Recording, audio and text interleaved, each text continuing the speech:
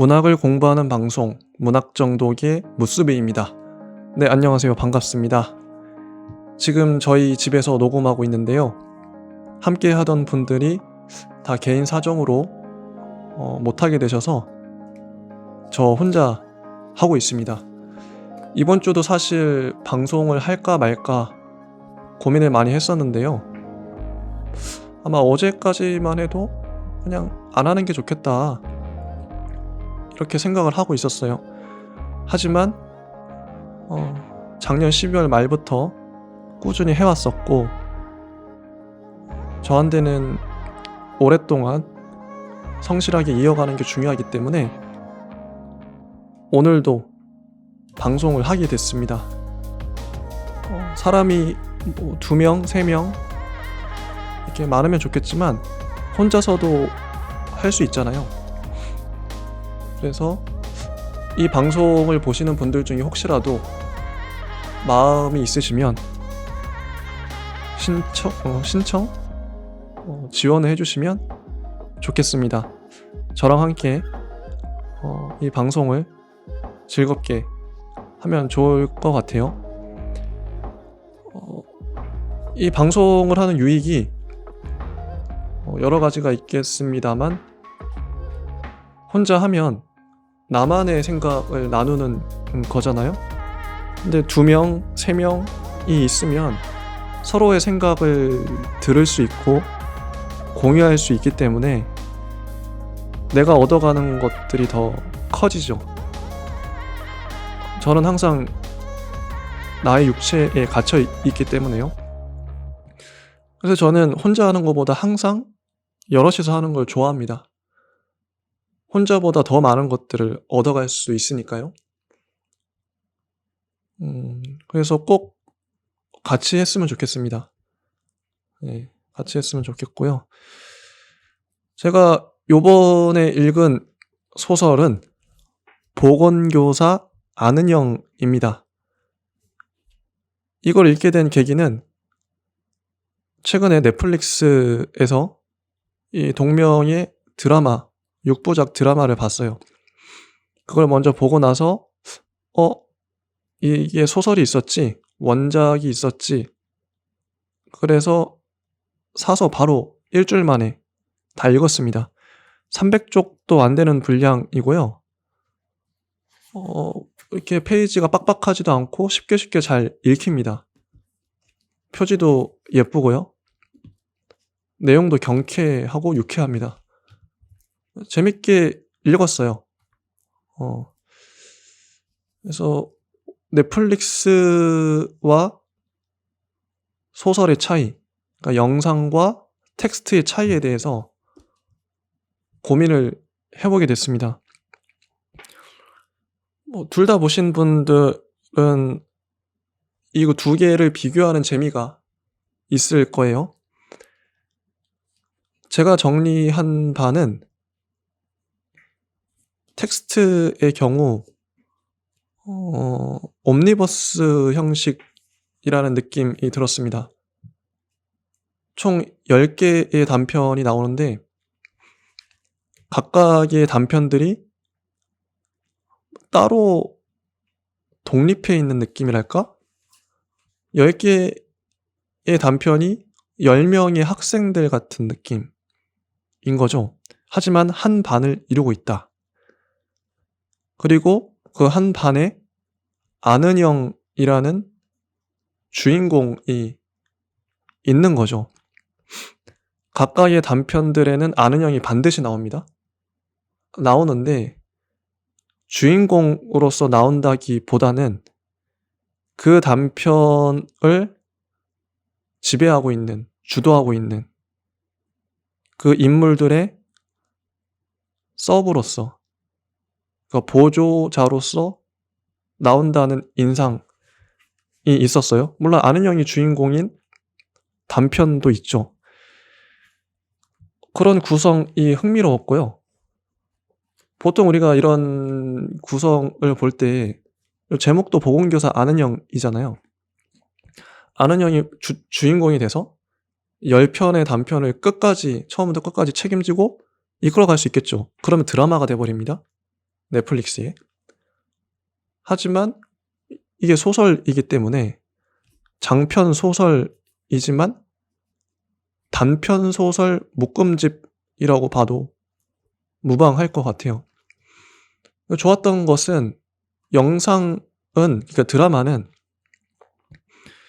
어떤 거대한 서사, 하나의 맥을 잡으려고 노력한 흔적이 보였고, 소설의 경우 각각의 단편마다의 주인공들을 최대한 주체로 세우려고 노력한 흔적이 보여서 둘 다 좋았었습니다.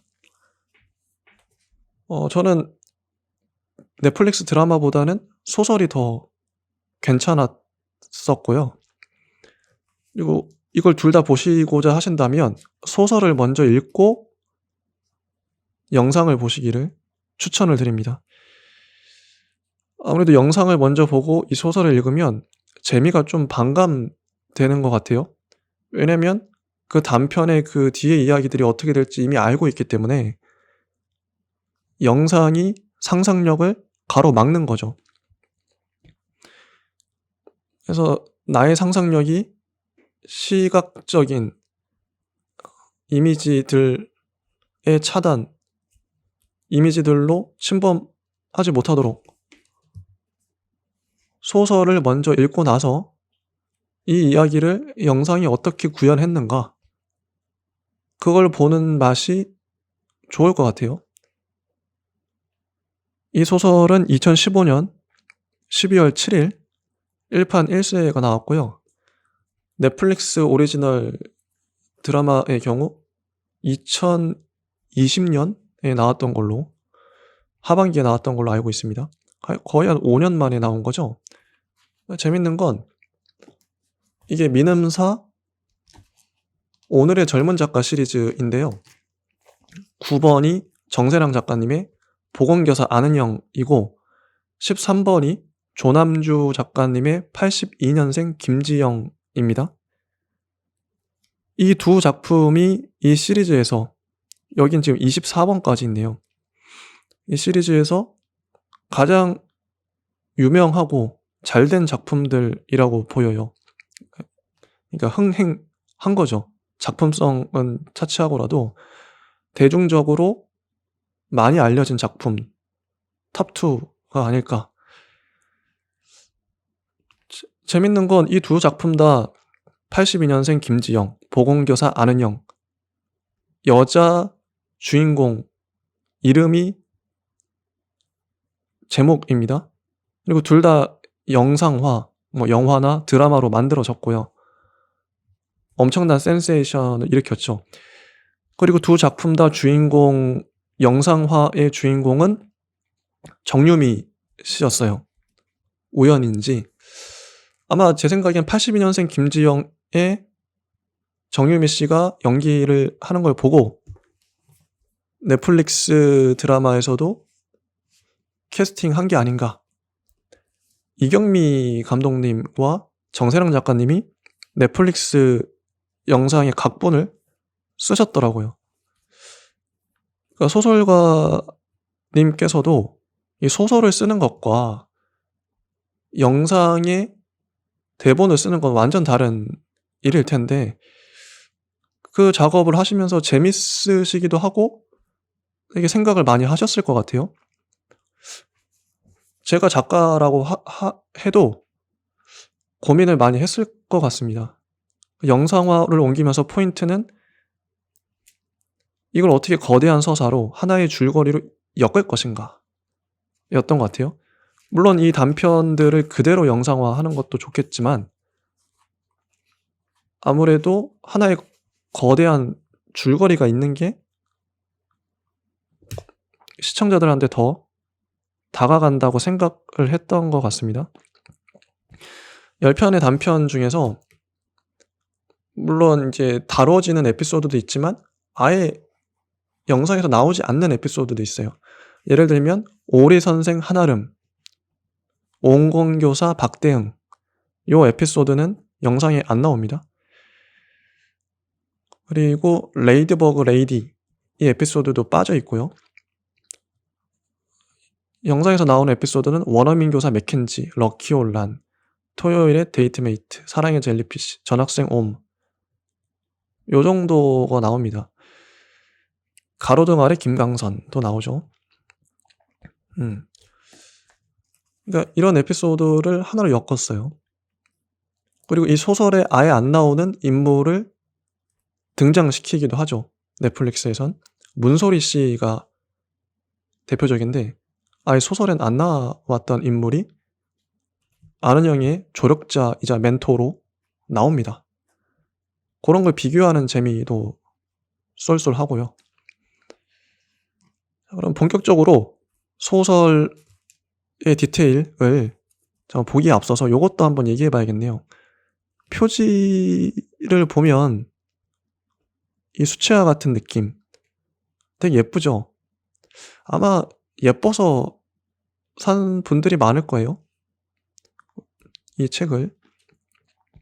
넷플릭스만 하더라도 저는 보건교사 아는 형을 보기 직전까지는 되게 색감이 알록달록 예쁘다. 그런 느낌? 분명 요건 아기자기하고 알록달록한 그런 드라마이지 않을까? 그리고 그런 기대를 하고 봤어요. 그게 마케팅 포인트인 거죠. 제가 말하고 싶은 건 마케팅 포인트, 사람들을 끌어들이는 요런 표지 같은 거 있잖아요. 요 포인트와 실제 내용이 다릅니다. 제가 봤을 땐. 겉 포장지와 포장지를 뜯어서 안을 음미해 보니 텍스트, 이 소설도 그렇고요. 넷플릭스 오리지널 영상도 그렇고요.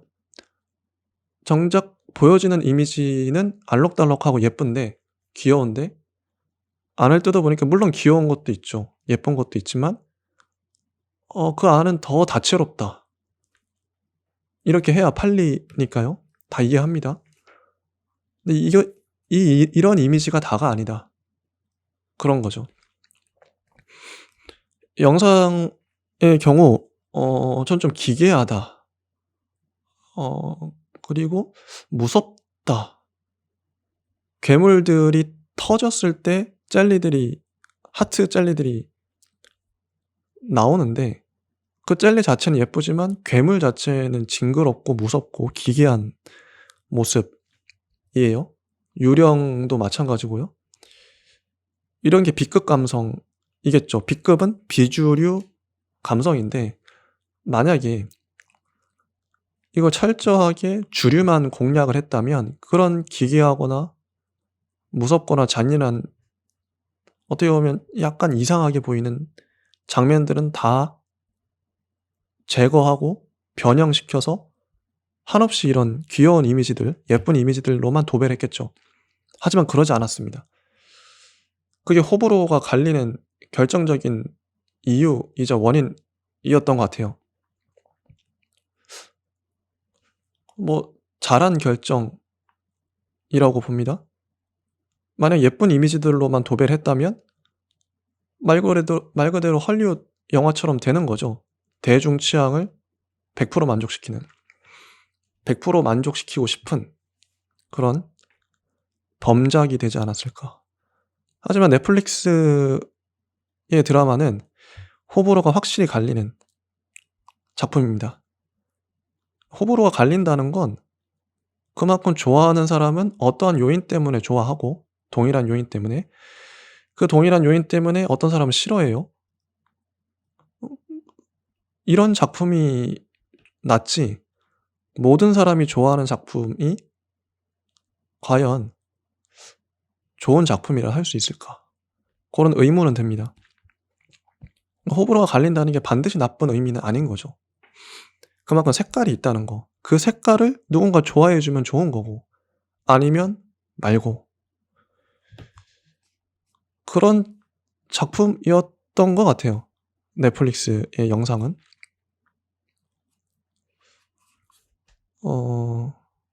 저는 넷플릭스 드라마만 봤을 때는 1회차 관람을 했을 땐 한 별 2개나 3개 정도를 줄 수 있을 것 같고, 그다음에 2회차 인제 스토리 위주로 봤을 때는, 그리고 요 텍스트를 보고 나서 봤을 때는 한 서너 개는 줄 수 있는. 재밌죠? 의미를 다 알고 나서 보면.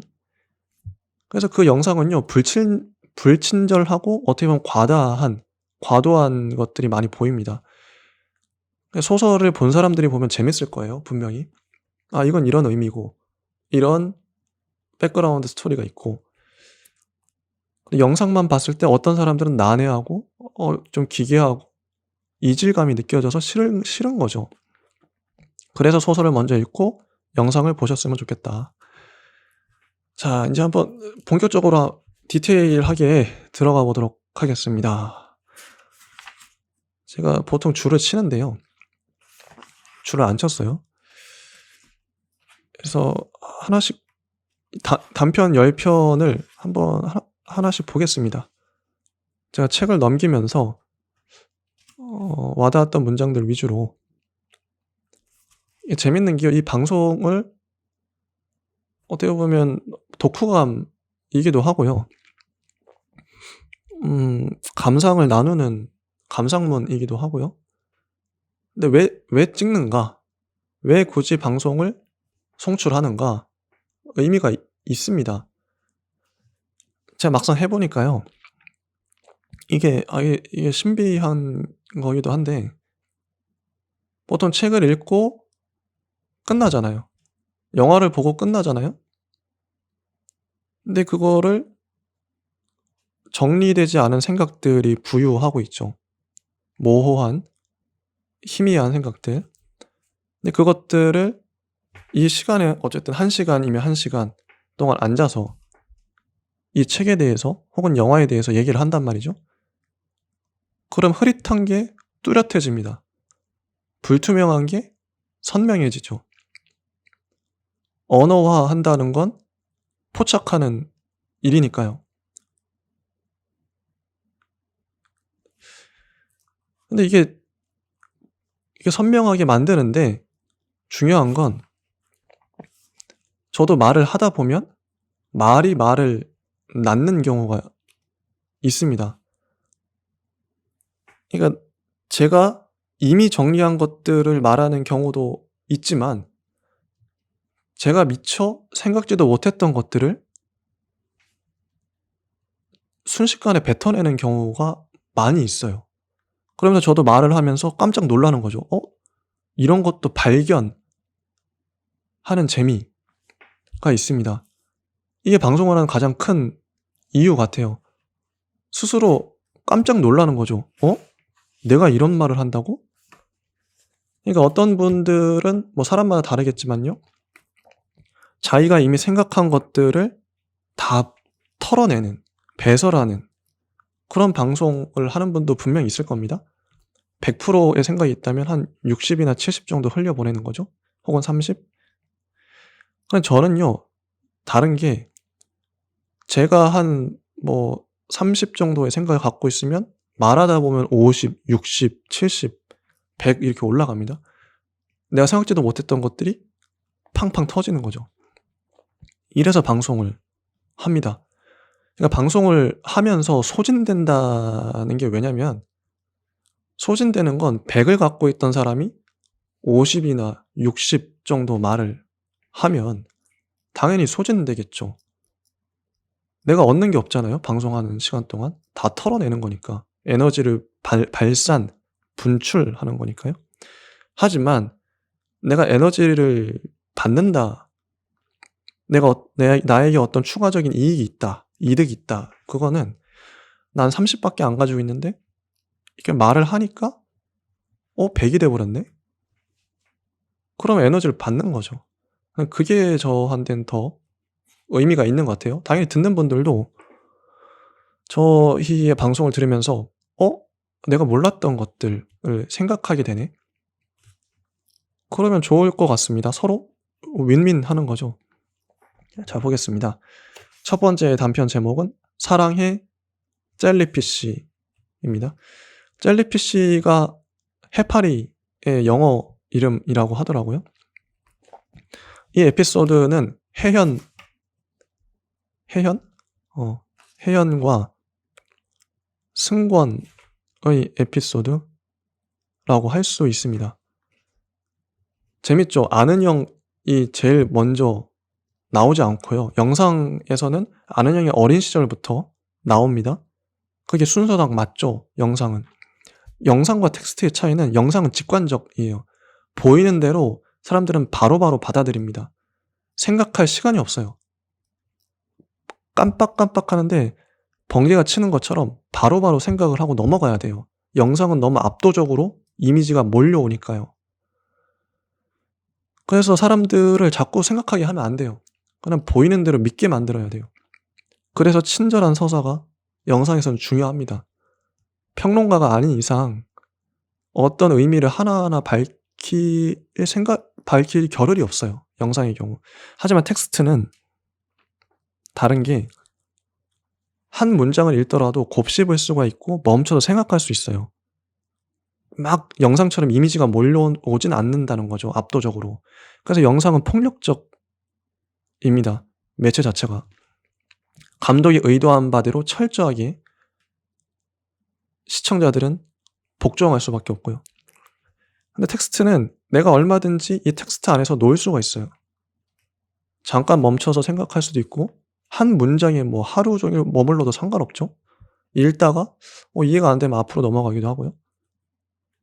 한 문장에 꽂혀서 하루 종일 곱씹을 수도 있고요. 그러니까 의미가 상징이 풍부해집니다. 텍스트는.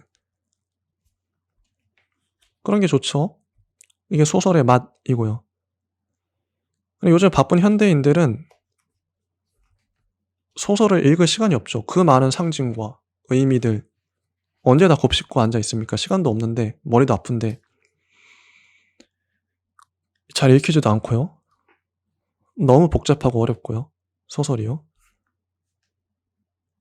그래서 소설은 엘리트들이 좋아할 만한, 그러니까 공부 많이 한 사람들이 좋아할 만한 매체라는 생각이 들어요. 하지만 영상은 보이는 대로 흡수하면 되기 때문에 뭐 그렇게 머리를 쓸 필요도 없고요. 초등학생도 다 이해할 수 있죠. 그게 영상의 매력이자 단점이 아닐까. 자, 보겠습니다. 이 혜연과 승권의 에피소드가 처음 나왔어요. 혜연은 혜연과 승권이 러브라인인데 승권이 혜연을 좋아합니다. 혜연의 문장을 읽어볼게요. 혜연, 초등학교, 중학교, 고등학교를 함께 지나게 왔다. 무슨 생각을 하는지 머릿속이 투명하게 보인다고 해서 별명이 해파리인 여자애였다. 그나마 좀 귀여운 어감인 젤리피쉬로 불려서 다행이지. 해파리 같은 여자애를 좋아하는 나는 뭐가 되는 건가? 승건은 늘 머리가 아팠다. 이 단순하고 모난데 없는 사랑스러운 생물은 불행히도 다른 사람한테서도 가장 좋은 부분만을 발견하는 나머지 누가 고백만 해오면 족족 다 사귀어왔다. 승건은 언제나 생각을 너무 많이 하다가 타이밍을 놓쳤다. 벌써 2학년 1학기가 지나버렸고 더 이상은 기다릴 수 없다고 마음먹자 갑자기 웬 농구부 주장이 오늘 혜연에게 고백을 하겠다고 공공연히 떠들고 다녔다.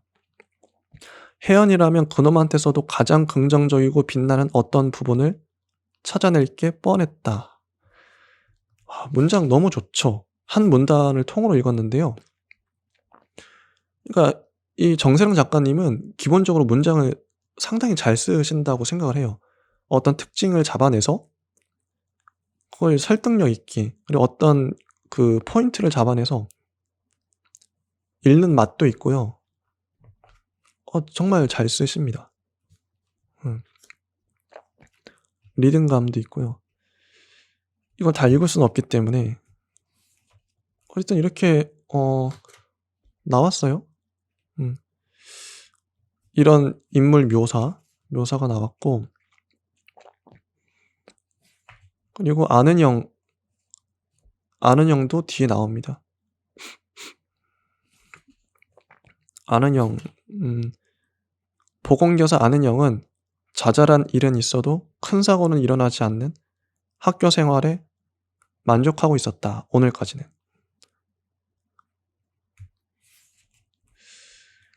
그래서 은영의 아는 형의 이야기.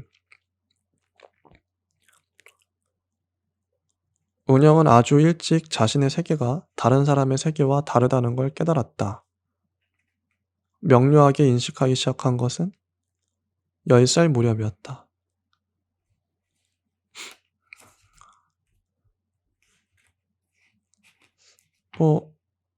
그리고 장난감 칼과 총에 은영 본인의 기운을 입히면 젤리 덩어리와 싸울 수 있었다. 비비탄 총은 하루에 22발, 플라스틱 칼은 15분 정도 사용 가능하다. 이집트산 앙크 십자가와 터키의 이브라이, 바티칸의 묵주와 부석사의 염주, 교토신사의 건강부적을 더하면 28발, 19분까지 느릴 수 있다. 보건교사 아는 형의 삶은 이토록 토테미즘적이다. 좋죠. 이런 구체적 설정. 좋습니다. 그리고 홍인표, 아는 형과 홍인표도 나름의 러브라인이에요. 그리고 승건과 혜연도 러브라인이고요.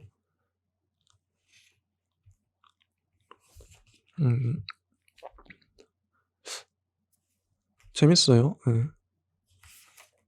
참 이게 글을 읽으면서 동시에 말을 하려니까 좀 갑자기 버벅이게 되는데요. 문장에 밑줄을 쳤으면 좋았겠지만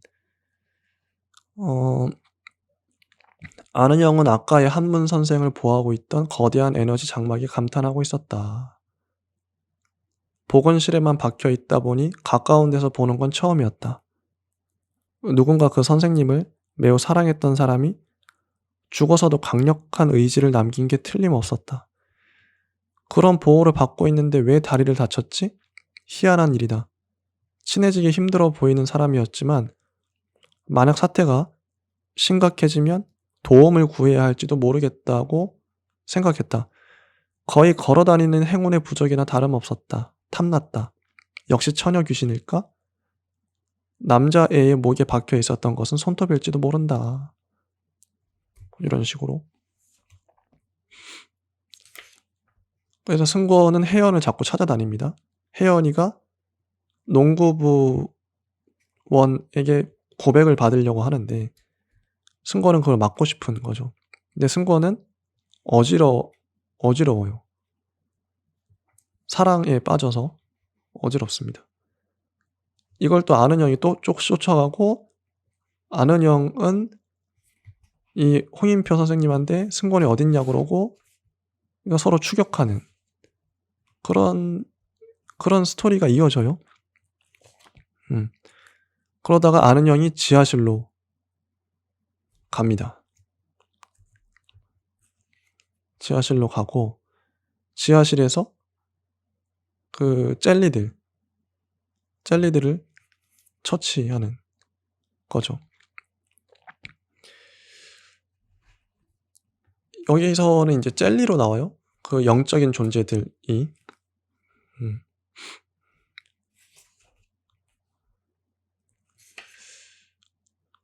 그 다음에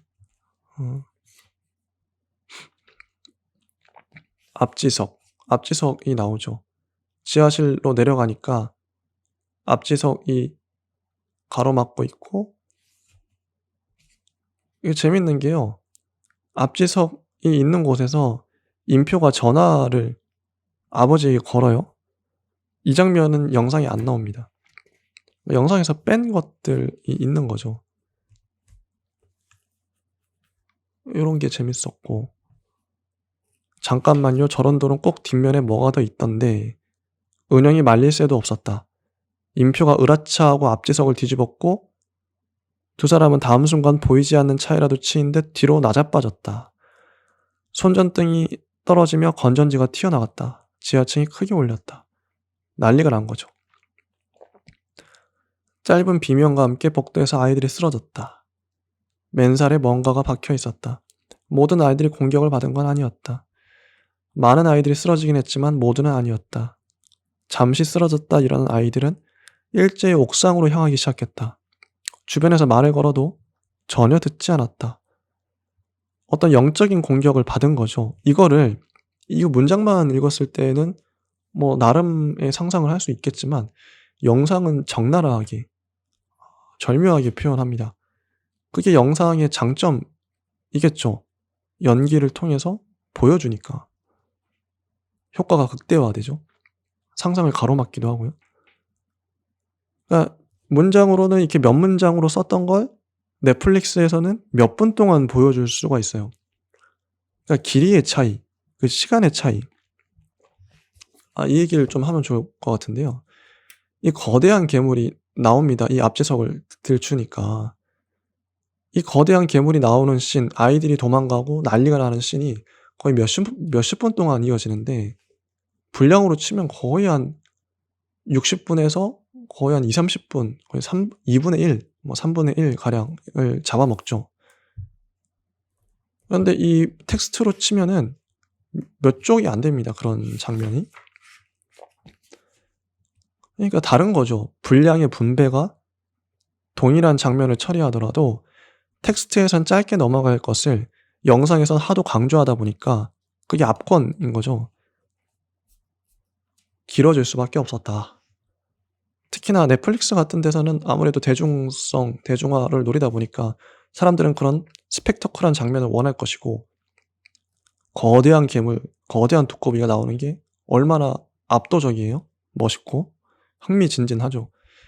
강조하려다 보니 그 장면이 길어질 수밖에 없는 거죠. 그런 생각을 했습니다.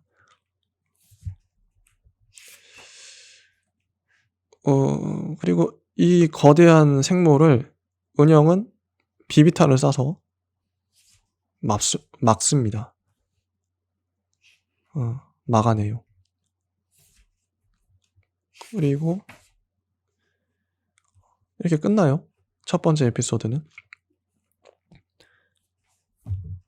그러니까 이 첫 번째 에피소드, 이 순서상으로 첫 번째 에피소드가 영화에서도 뭐 은영이 어린 시절을 제외하면, 인트로 제외하면 제일 첫 번째 에피소드로 나옵니다. 그 드라마에서도요. 앞지석을 들춰서 벌어진 사건을 끝까지 이어나가요.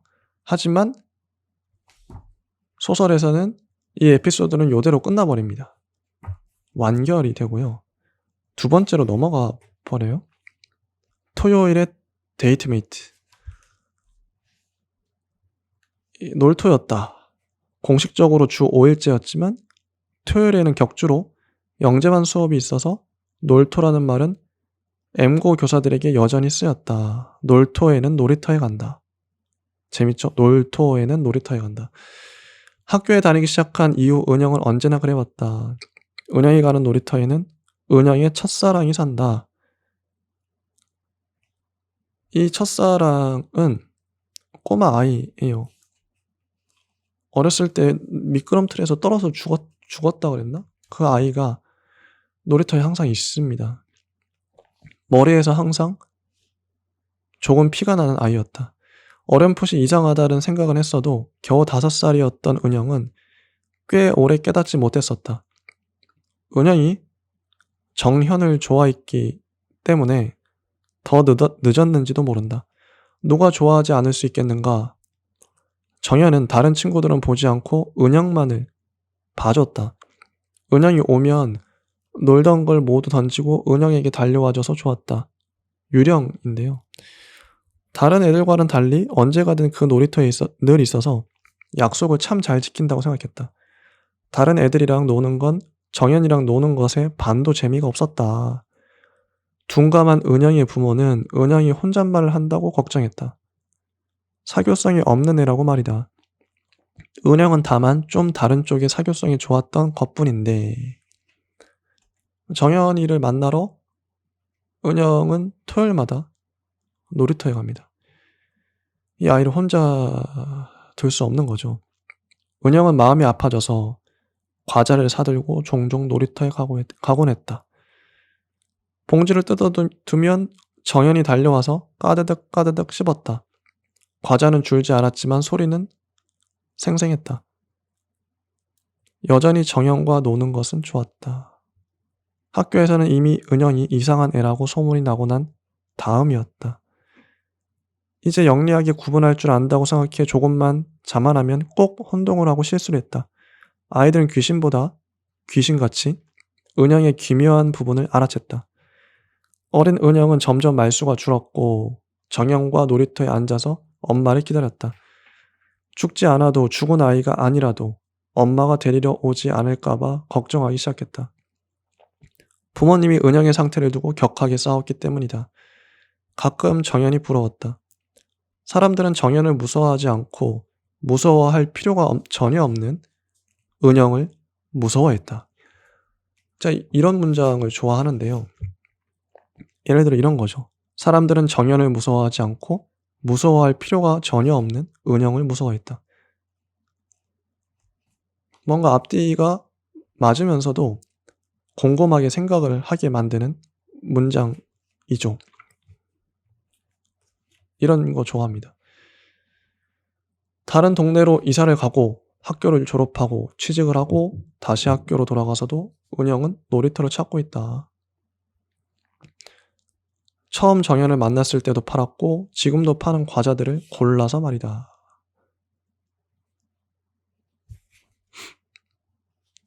여기 이제 이런 대사도 나오죠. 누가 더 오래 거꾸로 매달려 있는지 할까? 응? 나는 이제 가만히 있어도 뼈가 아파. 게다가 넌 피가 몰리지도 않잖아. 내가 너무 불리하지. 칫 어른이 되더니 재미없어졌어. 엄마는 요즘도 와? 응, 가끔 오는 것 같아. 할머니가 다 됐어. 근데 자꾸 나 시간을 잊어버려. 무슨 소리야? 엄마가 어제 왔던 것도 같고 영원히 안 올 것도 같아. 게다가 가끔 아주 작은 너를 만나. 머릿속이 뒤죽박죽이야. 머리가 아프진 않고? 응, 안 아파. 꽃갈콘은 포장이 육각형이었을 때가 더 맛있었던 것 같아. 이상하게 그렇지? 네가 우리 엄마인 건 아니지? 징그러운 소리 하네. 알아, 혹시나 하고 물어본 거야. 자꾸 잊어버려서. 이러는 거죠. 아이가 자꾸 잊어버린다고 하는데요.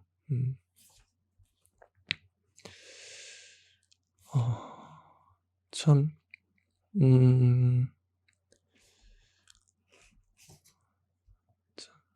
이 정현이 에피소드도 참 좋았어요. 정현이 에피소드가 영상에서는 거의 5화 정도의 짧게 나옵니다. 짧게 나오죠. 자, 넘어가 보도록 하겠습니다.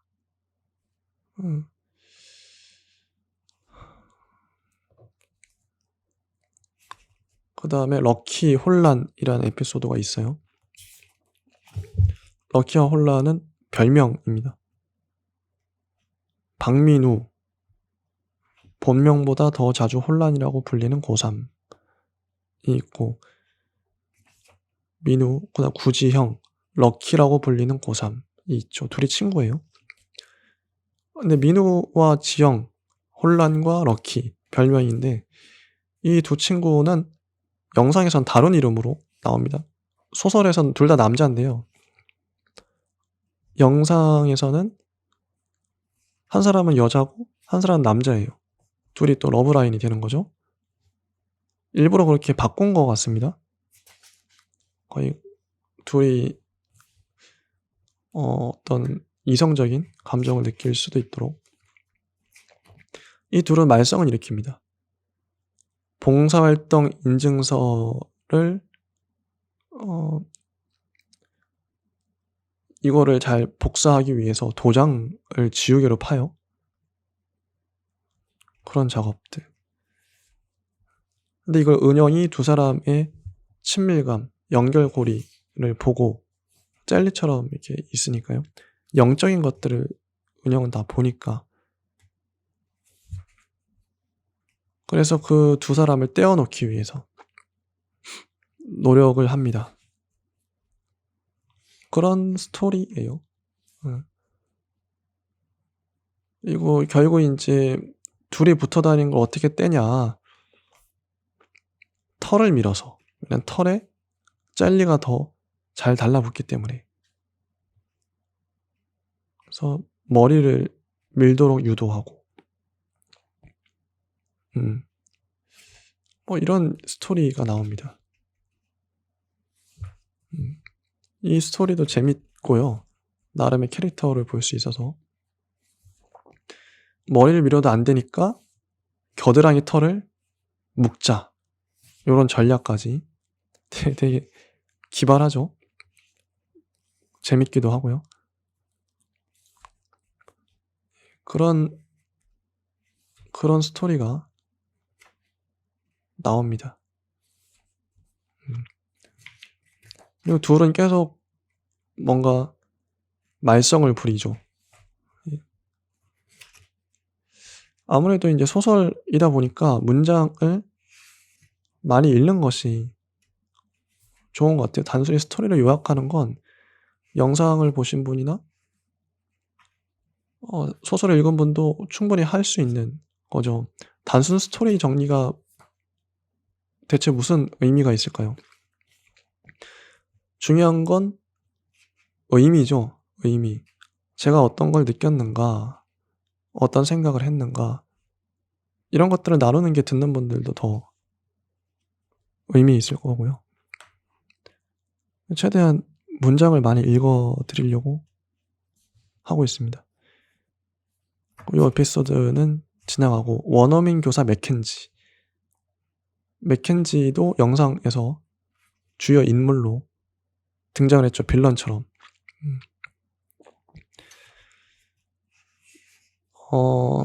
뭐 맥켄지의 묘사도 어떻게 보면 이 소설은 인물들의 묘사가 탁월하다. 각각의 인물마다 특징이 다른데 절묘하게 잘 묘사해요. 그 다양한 인간 유형을 정세령 작가님은 잘 알고 있는 거죠. 잘 곱씹어서 체화시킨 거죠. 예를 들면 이런 겁니다. 머리에 뭐 있어요. Something in your hair. 늘 같은 말을 한국말로 한 번, 영어로 한 번 하는 원어민 선생이 선아의 머리로 손을 뻗었다. 요런 포착. 실제 외국인?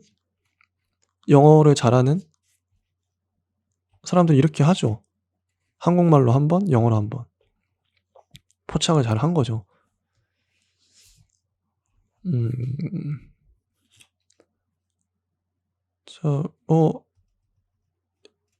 이걸 읽을수록 이 안에 고유한 세계에 빠져들어 갑니다. 어떤 스토리가, 비하인드 스토리가 있는지.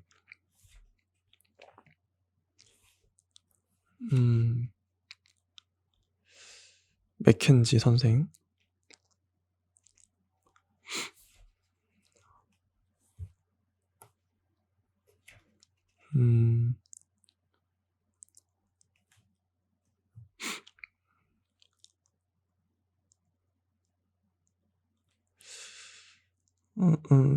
뭐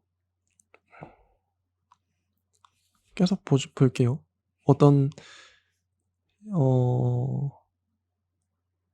맥켄지의 스토리 또 넘어가고 어떤 걸 읽어드려야 할지 고민하고 있습니다. 유정이 나오네요. 맥켄지를 좋아하는 유정이란 학생이 나오네요. 유정에 대해서도 어떤 묘사가 있겠죠.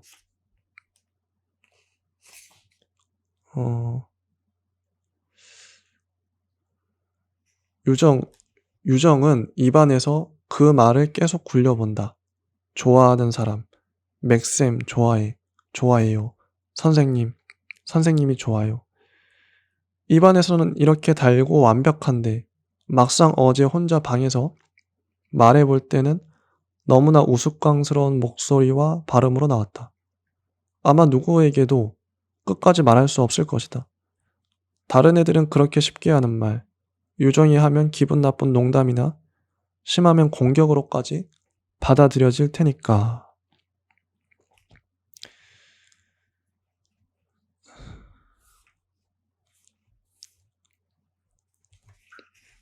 예쁘다는 그런 뻔한 소리 한 번도 듣고 싶었던 적 없었다. 이 앞문장이 이거예요. 어째서 이렇게 되었냐 하면 맥켄지가 유정의 앞머리를 걷어 올리고 예쁘다고 말했기 때문이다. 예쁘다는 그런 뻔한 소리 한 번도 듣고 싶었던 적 없었다. 그런 말에 반한 건 아니었다. 맥락이 조금 달랐다. 그때 반 남자애들 몇이 서로 유정이의 회화 파트너가 되기 싫다며 미루면서 못 견디게 굴고 있었고 맥켄지도 다른 선생님들처럼 못 본 척 수업을 할 줄 알았다. 그러나 대신 크고 활기찬 걸음으로 구석진 유정의 자리까지 왔다. 그리고 분필이 묻은 손을 바지에 쓱 문지르고 기분 좋은 손등으로 유정의 앞머리를 걷어 올리고 눈을 맞추었다. 그렇게 악의 없이 장난스럽게 웃는 눈은 처음이었다. 교육적인 걸 노린 쇼가 아니었다. 그런 걸 노리는 눈이 아니었다. 정말로 유정을 보고 웃었다. 유정이 놀라 아무 말도 못하고 있을 때 맥켄지는 벌써 다른 아이들을 돌아보며 이렇게 말하기 시작했다. 너흰 다 바보들이야. See the potential. 유정이 얼마나 예뻐. 피부도 끝내줘. 비율도 죽여. 왜 포텐셜을 못 봐? 너희 대학 가면 유정이가 캠퍼스에서 제일 예쁠 거고 왕창 후회나 하겠지. 아무도 맥켄지의 열변을 진지하게 듣지 않았고 피부니 비율이니 전혀 선생님이 할 말은 아니었다. 하지만 유정만은 맥켄지가 말하는 내내 쇼크 속에 있었다. 누가 똑바로 봐준 것이 얼마만인지 기억나지 않았다. 다른 사람의 의견에, 소문에, 분위기에 굴하지 않고 자기만의 판단을 해준 것도 비록 그 판단은 조금 틀린 것 같긴 했지만 말이다. 유정이 언젠가 예뻐지고 사랑받을 그런 날은 영원히 오지 않을 것이다. 안팎으로 엉망이어서 다시 태어나야 가능할 테다. 하지만 맥켄지가 말하고 있을 때만큼은 유정조차 잠시 믿었다. 사기라도 좋아. 속고 싶어. 그런 속마음을 앞머리가 들쳐진 순간 다 들켜버린 것만 같았다. 누가 유정을 위해 용기 있게 거짓말을 해준 것으로 충분했고 게다가 거짓말 솜씨는 훌륭했다.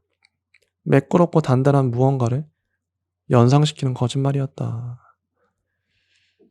이래서 짝사랑을 하게 된 유정이. 이런 묘사. 학교에서 짝사랑 한 번쯤 할 수 있잖아요.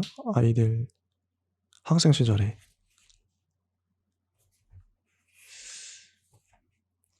유정이는 맥켄지의 집으로 찾아가서 몰래 잠입을 합니다. 요런 스토리.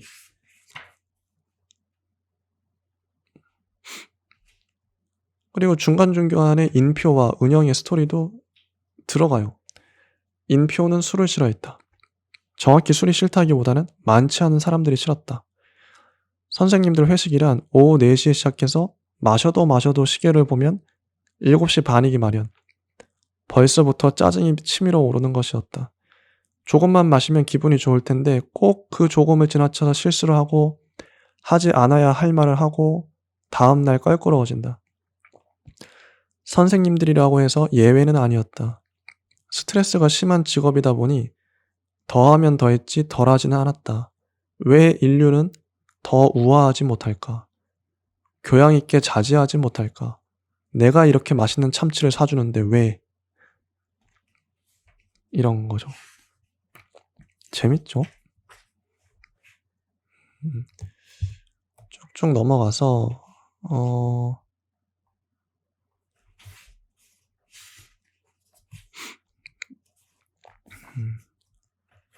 은영과 맥켄지의 이야기.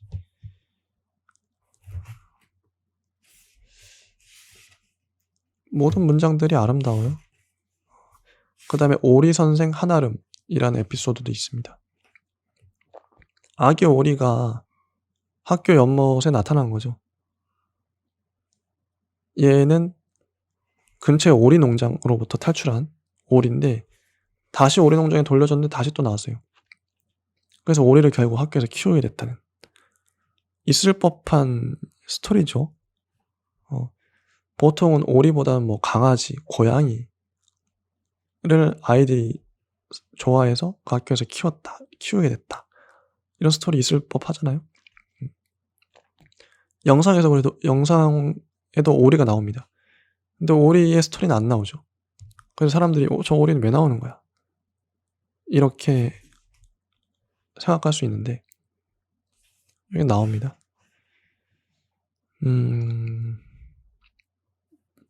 한아름은 붕어 사건 전에도 인기 있는 선생님은 아니었다. 웬만해서는 인기가 있는 교생 때도 그랬다. 아름의 반 아이들마저 교생실에 찾아와선 다른 선생님과 사진을 찍게 해달라고 부탁할 뿐이었다. 단순히 외모의 문제는 아니었다. 외모와 다른 것들을 포함하는 매력의 문제였다. 아무도 교사가 매력을 활용하는 직업이라고 얘기해주지 않았으므로 너무 뒤늦게 깨달았다. 애초에 매력 있는 학생이 자라 매력 있는 선생님이 된다는 걸 왜 몰랐을까? 이런 문장 좋죠. 학생 때도 학교가 좋았던 적이 한 번도 없으면서 교사가 된 스스로가 한심했다. 시험을 준비할 때에는 분명히 간절하게 교사가 되고 싶었는데 막상 되고 나니 2년 만에 그 간절함의 이유를 까먹고 말았다. 3년 전으로 돌아가 3살 어린 자신의 멱살을 잡고 왜냐고 묻고 싶은 기분이었다. 문장이 정확합니다. 실제 이런 사람들이 많을 것 같아요. 그러니까 여기 나온 인물들은 뭐 특수하다기보다는 보편적인 인물을 특수하게 표현하는 느낌이에요. 보편성을 함유하고 있다는 거죠. 그러니까 특수한 걸 보편적으로 표현할 수도 있지만 보편적인 걸 특수하게 표현했기 때문에 탁월하다. 보편성 중요하죠. 특수한 게 특수하게만 표현되면 사람들이 공감하고 납득을 할 수가 없죠. 어디에나 있을 법한 누구나 경험해봤을 그런 인물. 그래야 저거는 이 시대를 대표하는 인물상이야. 이게 가는 거죠. 그게 중요하다고 봅니다. 소설에서. 그래서 어떤 인물을 대변하는 거죠. 압축적으로요. 상징적으로. 그래서 소설가는 그 시대를 잘 파악하고 있어야 된다고 봐요. 관찰력이 좋아야 된다는 거죠. 객관화를 잘 해야겠죠. 객관적인 걸 주관적으로 말할 수 있는 사람, 보편적인 걸 특수하게 말할 수 있는 사람이 소설가 아닌가. 자, 레이디버그 레이디라는 이 단표는 아예 영상에 안 나옵니다. 레디, 그러니까 이름이 레디예요. 레디컬 1의 준말이라고 합니다. 이 레디의 스토리, 레디 엄마가 귀신을 본다. 그런 거죠. 은영을 포함해 전 국민이 레디의 아버지에 대해서는 잘 알고 있었다. 한국 비주얼 펑크 밴드 1세대라 할 수 있는 유명 가수 조슈아 장인데 본명은 장학춘이어서 많은 사람들에게 웃음을 주었다. 커스텀 속눈썹을 붙이고 세퀸 바지를 입는 이국적인 외모의 펑크 뮤지션 본명치고는 확실히 강했다. 자잘한 것은 부끄러워하지 않는 성격이어야 비주얼 펑크를 할 수 있으므로 조슈아 장은 토크쇼나 개그 프로그램에 나와 본명에 대해 얘기하며 함께 웃어넘겼다. 조그만 남자지만 대인배라는 느낌을 주었다. 레디가 조슈아 장의 딸인 것은 데뷔하고 한참 후에 밝혀졌는데 입양 사실에 대해 숨기거나 불편해하지 않고 담담하게 이야기하여 더욱 미담이 되었다. 이후 두 사람은 여기저기 동반 출연하기도 했는데 레디가 조슈아 장보다 키가 한 뼘 정도 더 큰데다가 조슈아 장 역시 40대 후반이라는 게 믿기지 않는 동안이어서 모르고 보면 도무지 부녀 관계로는 보이지 않았다. 뭐 이런 거, 이런 설정 어딘가 있을 법한, 그죠?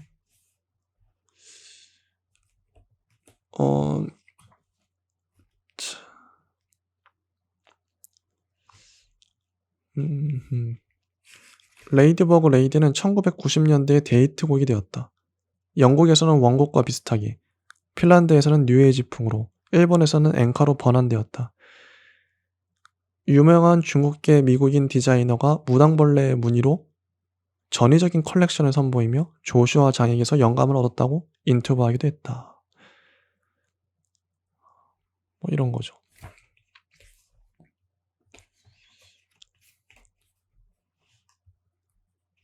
이게 이런 스토리 쭉쭉 넘어가서 또 뭘 읽어드리면 좋을까요?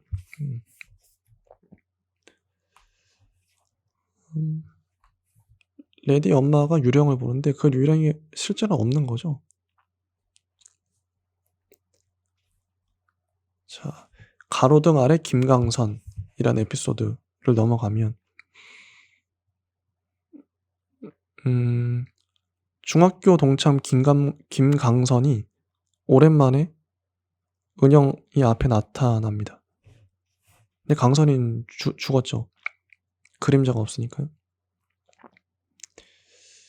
강선은 살아 있었더라면 활기찬 소리가 났을 보폭으로 은영의 집에 따라 올라왔다.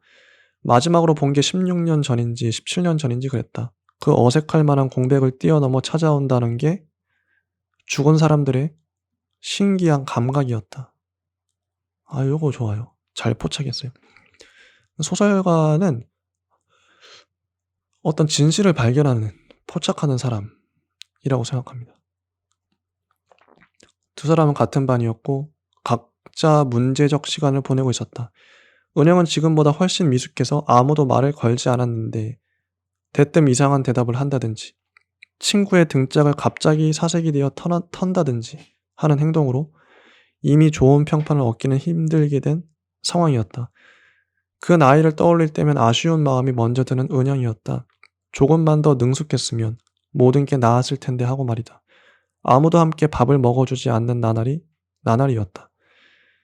강선도 혼자 밥을 먹는 아이였다. 강선이 그렇게 된 건 강선 탓이라기보다는 두 학년 위의 누나 때문이었다. 강선에게는 누나가 둘 있었다. 아버지는 지병으로 위독했고 어머니는 원래 안 계셨다. 큰 누나가 동대문에서 야간 아르바이트로 돈을 벌었다. 작은 누나는 어린 나이 때문인지 성향 때문인지 돈을 버는 쪽이 아니라 뺏는 쪽을 택했다. 기껏 150이 조금 넘는 키였는데도 무시무시했다. 토끼같이 머리를 묶고 있었지만 그쪽 서클의 핵이었다. 그런 류의 서클은 희한하게 정근대 왕조랑 비슷해서 이른바 가장 센 남자애랑 사귀는 여자애가 여자애들 중에서도 리더가 되었다. 몇 번 엎치락뒤치락 서열이 바뀌긴 했어도 강선의 누나는 누구보다 오래 자리를 지켰다. 요런 거죠. 아, 이건 어디선가 실제 그럴 것 같은 느낌. 두 사람이 짝이 되었던 것은 두 사람의 의지이기도 했고 아니기도 했다. 격주로 자리를 바꿀 때 마음에 안 드는 자리를 뽑으면 자기보다 더 약한 사회적 지위든 뭐든 간에 더 약한 아이에게 바꿔달라고 하기 마련이다. 강선 옆자리를 뽑은 여자애가 나랑 바꿀래? 하고 물었을 때 목소리가 친절했고 은영은 사실 누가 말을 걸어준 것만으로도 기뻤으므로 흔쾌히 바꿔주었다. 강선의 기운이 나빠 보이지 않았기 때문에 망설이지 않았다. 내내 어두운 표정으로 앉아있지만 머리와 어깨 주변엔 조그만 캐릭터들이 동당동당 뛰어다녔다. 특별히 피해야 할 아이가 아닌데 다들 피하고 있었다. 그래서 아른아른한 소문이 날 법도 했지만 워낙 둘 다 비호감이라 재수없는 것들끼리 계속 앉아있다 정도였다. 1분단 맨 뒷자리였다. 여름엔 덥고 겨울엔 춥고 눈이 부시고 에어컨은 바로 목 뒤로 떨어지고 칠판은 잘 보이지 않았다. 한 사람은 낙서를 했고 한 사람은 다른 사람들 머리 위로 떠오른 에로에로 구름들을 보고 있었다. 이런 거죠. 현재와 과거가 교차서술 됩니다. 왔다 갔다 하면서요.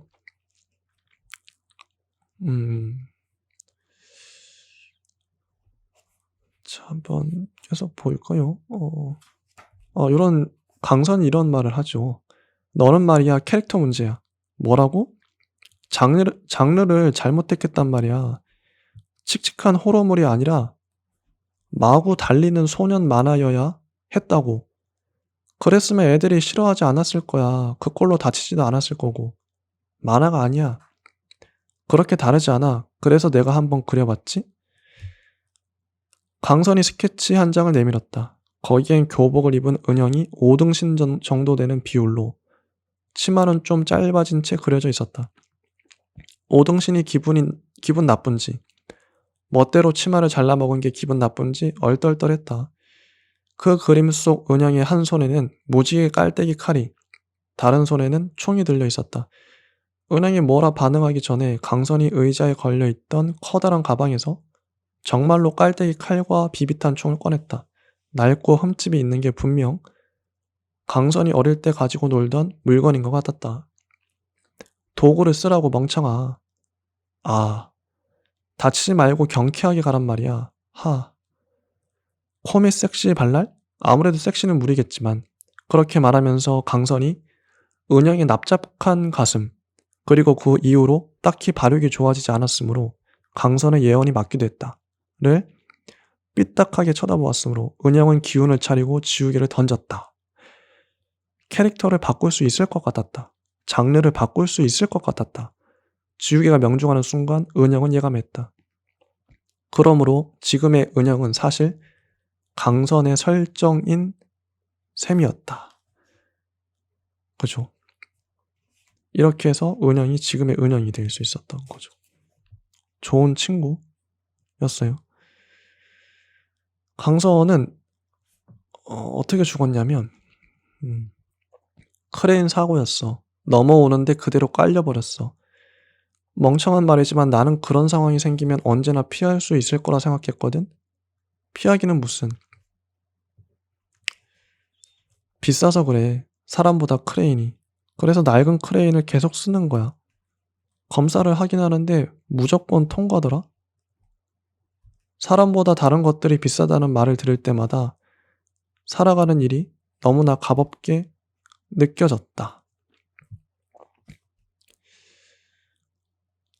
이런 겁니다.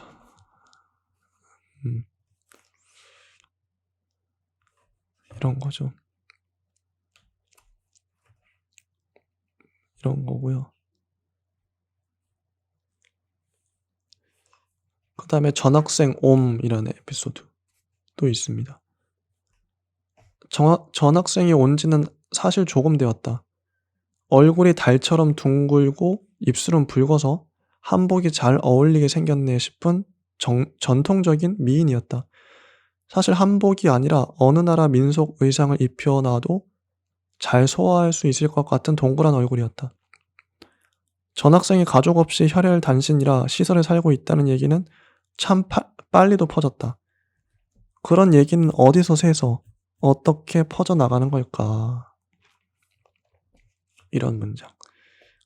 이 옴을 잡는 옴잡이라고 합니다. 백혜민이에요, 전학생이. 옴을 잡죠. 재수 옴부 떴다 할 때 그 옴입니다.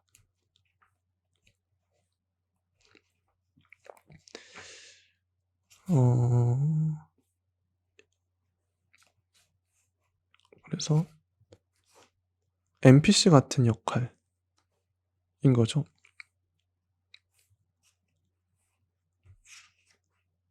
요런 단편도 있고요.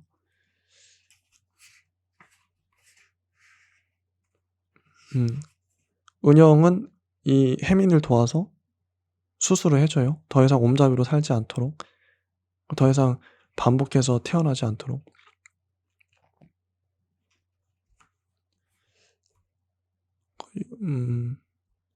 그리고 이제 여담이지만 졸업 후에도 자주 연락해 오던 혜민이 한동안 소식이 없다가 역사가 유구한 해충 퇴치 방지 회사에 입사했다고 자부심과 기쁨이 가득한 얼굴로 찾아왔을 때 두 교사는 약간 당황하고 말았다. 좋은 회사라는 건 들어 알고 있었지만 대체 왜 굳이? 두 사람의 당황해하는 얼굴을 보며 혜민이 붉은 입술로 웃었다. 요런 뒷이야기까지 나오고요. 옹건교사 박대영이라는 에피소드 또 있습니다. 역사 교육과는 어느 학교든 가장 사회운동에 앞장서는 편이긴 했는데, 그도 그럴 것이 역사를 조금만 공부하면 사회가 역사적으로 순방향을 향하는지 역방향을 향하는지 분명히 보이기 때문이었다. 그 정치적 성향이 분명한 과에서 대영은 언제나 가장 온건한 축이었다. 민감한 이슈에 대해 앞서서 구호를 외칠 만한 성격이 못 되었다. 근데 이거를 교장 선생님이 역사 교과서를 선정해 오라 그러는데, 박 선생 빨갱이야? 데모했어? 대학 다닐 때? 뭐 이렇게 묻는 거죠. 내가 박 선생을 잘못 봤구먼. 아주 잘못 봤어. 다시 검토해. 제가 하면 몇 번이고 같은 결과일 겁니다. 이제는 대영도 슬슬 기분이 상하기 시작했다. 대영의 전문 영역을 침해당했을 뿐 아니라 합리적인 선택을 두고 어떤 정치적 편향의 결과물이 아니냐고 터무니없는 공격을 해왔으니 말이다. 다혈질인 선배 교사였다면 똑같이 언성을 높였겠지만 대영은 이 같은 상황에서 머리가 더 차가워지는 타입이었다. 교육을 자꾸 교육 아닌 것들이 방해하니 답답했다. 아유, 문장 좋죠. 교육을 자꾸 교육 아닌 것들이 방해하니 답답했다.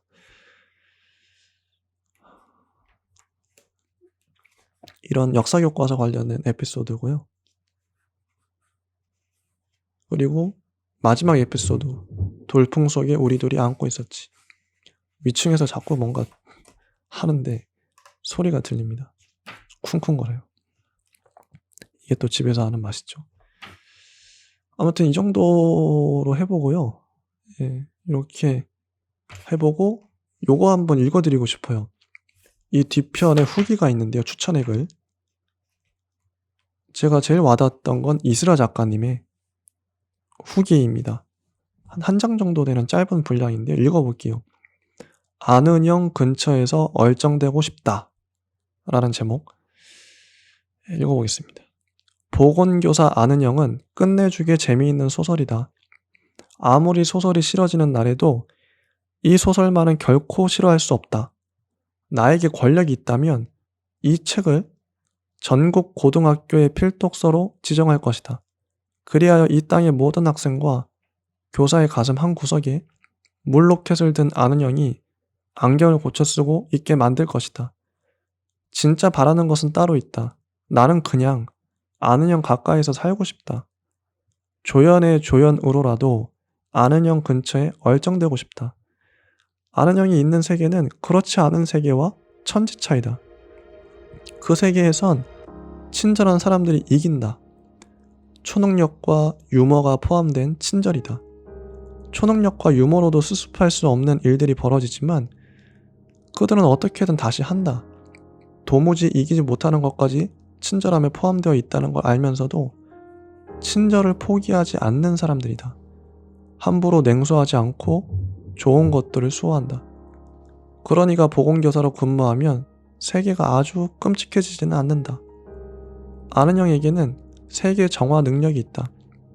고작 한 사람이지만 좋은 기운의 생명체들과 손을 잡음으로써 한 사람이라는 한계를 초월한다. 아는 형이 선장이라면 그 배가 산으로 간다 해도 나는 망설임 없이 승선할 것이다. 아침마다 갑판을 닫고 차를 끓일 것이다. 하지만 아는 형은 배를 몰 타입이 아니고 차 같은 건 직접 타 마실 듯 하다. 게다가 그는 가상세계에서 영원히 산다. 내가 사는 현실 세계에는 아는 형이 없다. 그리고 친절한 사람들이 툭하면 진다. 하지만 이곳엔 정세랑 작가가 있다. 정세랑은 나보다 8발자국 앞서 걷는다. 아는 형만큼 찬란한 인물들을 매년 탄생시키면서 말이다. 그가 먼저 가고 있다는 사실이 가슴 뻐근하리 많지 감사할 때가 있다. 나는 정세랑을 바라보며 계속해서 작가가 되어간다. 그런 작가가 나쁜 말은 아닐 것이다. 이 책을 영원히도 쓸 수 있을 것 같았다고 유한한 존재인 정세랑이 말했다. 즐겁게 쓴 이야기이기 때문이다. 이토록 끝내주게 멋진 소설을 심지어 즐겁게 어쩌면 영원히도 쓸 수 있다니 정세랑은 살짝 아찔할 정도로 멋지다. 네, 여기까지 보건교사 아는 형을 제 나름의 생각을 보태서 이야기해 봤습니다. 네, 지금까지 시청해 주시고 들어주셔서 감사합니다.